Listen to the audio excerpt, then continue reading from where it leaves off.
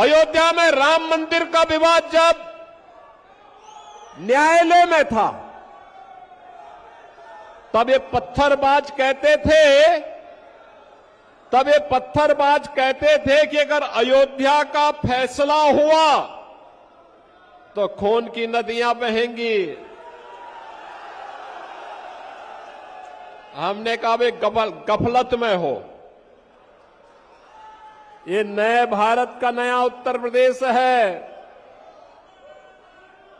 खून की नदियां नहीं बहने देता है। जो निर्दोष नागरिकों को, निर्दोष हिंदुओं को छेड़ता है उसको छोड़ता नहीं है।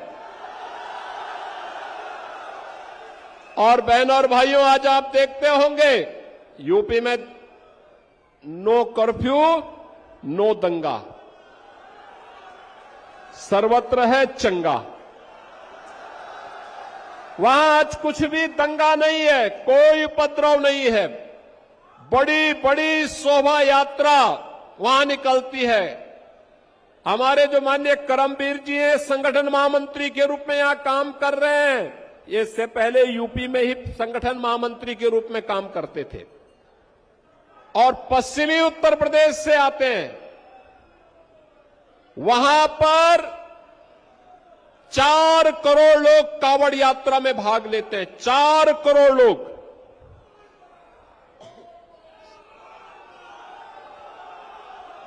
बहनों और भाइयों, ये 4 करोड़ शिव भक्त कांवड़ यात्रा निकालते हैं। याद करिए, 2017 के पहले सरकारें नहीं निकालने देती थी और जैसे हम लोग आए, हमने कहा भी कांवड़ यात्रा तो हम निकालने देंगे। लोगों ने कहा दंगा हो जाएगा। हमने कहा एक बार आर पार हो ही जाए, देखा जाएगा।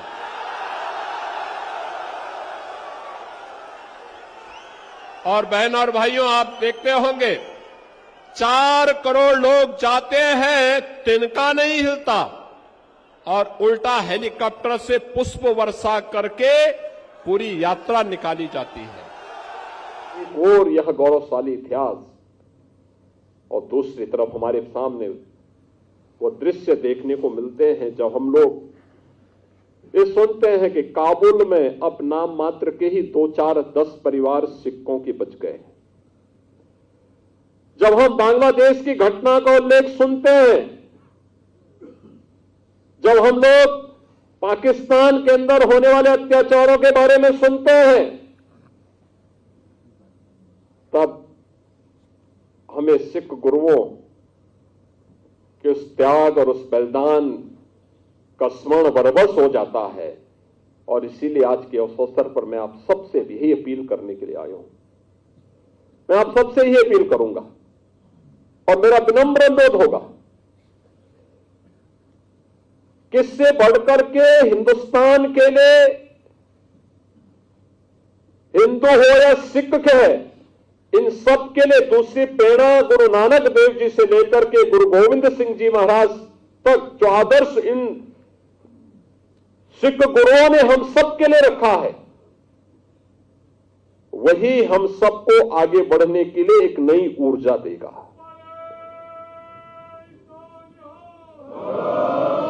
उन्हीं का आशीर्वाद हम सबकी प्रेरणा है और उस प्रेरणा से जब हम लोग आगे बढ़ेंगे, तब काबुल होने से बच पाएंगे, तब बांग्लादेश होने से बच पाएंगे, तब किसी ननकाना साहब के लिए हमें आंदोलन या संघर्ष करने की नौबत नहीं आएगी, बल्कि स्वतःस्फूर्त भाव के साथ वो हम सबको प्राप्त होगा। और इसीलिए आज हम सबको अपने मित्र और शत्रु को सही तरीके से पहचानने की ताकत हम सबको प्राप्त हो, इसके लिए हम लोग गुरु महाराज से प्रार्थना करें, ये ताकत वे हमें दें। कौन वे लोग हैं जो देश की जुझारू कौम को, देश की इस समृद्ध कौम को, जिसने अपने स्वयं के सामर्थ्य से, अपने पुरुषार्थ से, अपने परिश्रम से एक मिसाल प्रस्तुत की है देश के सामने, दुनिया के सामने। कौन वे दुश्मन हैं जो आज उनके इस परिश्रम और पुरुषार्थ को कुंद करने की साजिश कर रहे हैं? कौन है? उन दुश्मनों को पहचानने की आवश्यकता है। कभी भारत की फौज में हमारा सिख एक बड़ी संख्या में जाकर के भारत की सुरक्षा के लिए अपने आप को समर्पित करता था। कौन वे लोग हैं जो एक बड़ी पीढ़ी को, युवा पीढ़ी को ड्रग की चपेट में लाने का कुत्सित प्रयास कर रहे हैं? हमें देश के उन दुश्मनों को समझना होगा,